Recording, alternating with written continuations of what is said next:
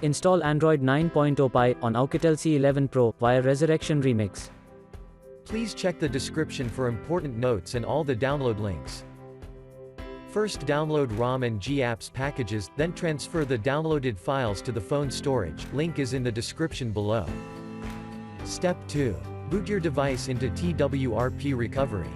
Once in TWRP, click on Wipe, Advanced Wipe, and select the check boxes, as shown in the image, excluding internal storage.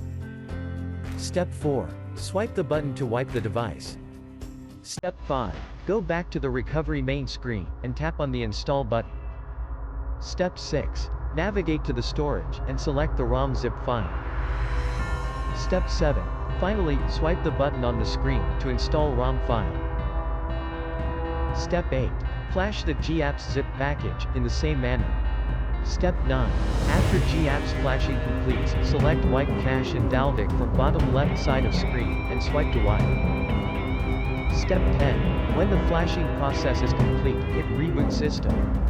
That's it, you have successfully installed the ROM on your device.